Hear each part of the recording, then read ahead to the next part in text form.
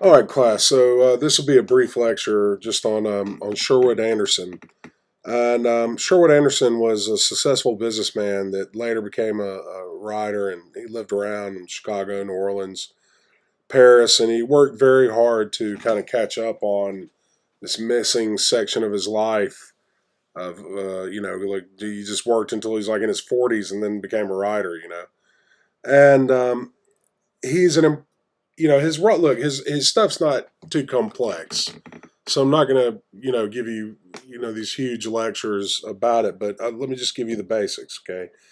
Um, so like Frost, he has aspects of modernism. You can kind of see how regionalism is bleeding into modernism, and so he has this whole situation.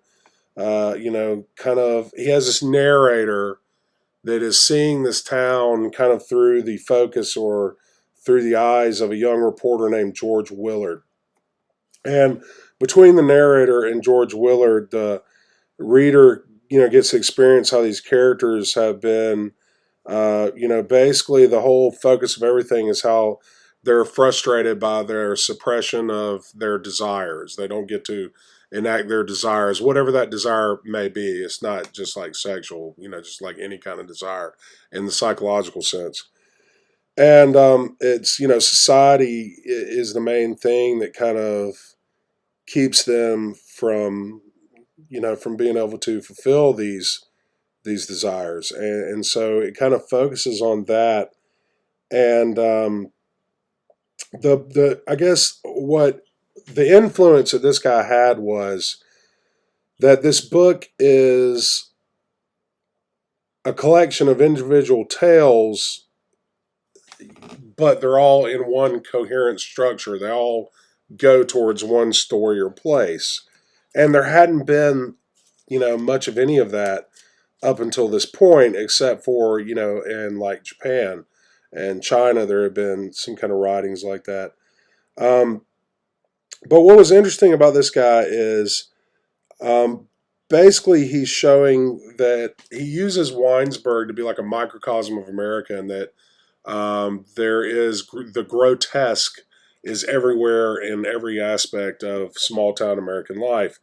And by grotesque, grotesque means, I know people kind of think of it as being like, disgusting or gross or, bloody, gory, but that's not what it actually means. It means either very, very, very strange in terms of either being ugly or in terms of being just not normal, weird, strange. That's what grotesque means, actually. It doesn't really have anything to do with gore, but some people think that for some reason. Anyways, and so that's the kind of intention, is to show that all life is grotesque in America in some way. And he kind of mixes compassion for these individuals with frustration at how social order and social rules in society can do so much damage. And this isn't really a political thing. This is just kind of like, it's kind of an examination of how we as humans could have paradise and could have paradise on earth, but we screw it up ourselves. Um, Stylistically, here's a quote from you, for you from the Norton. Stylistically, Anderson strove for the simplest possible prose, using brief or at least uncomplex sentences and an unsophisticated vocabulary appropriate to the muffled awareness and limited resource of his typical characters.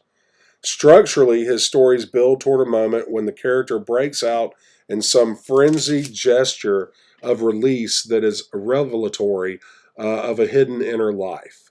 In both style and structure, Anderson's works are important influences on other writers.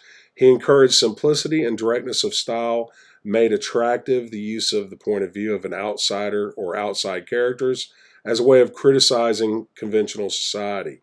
And he gave the craft of the short story as the decided push towards stories presenting a slice of life or a significant moment, as opposed to a huge panorama or summary. And so, in other words, what he's done is, stylistically, we have these simple characters, simple situations, but we often have an outside point of view, or George Willis, that can kind of criticize how society, kind of screws with these characters. And it kind of influenced novels instead of having this one long, big, story like you think like War and Peace or something, to having like little bitty moments of a bunch of different people's stories, telling one grander story, almost kind of like Game of Thrones or whatever. Um, okay, well that's it. I mean, it's just a little short thing on Anderson here. I hope you enjoy it.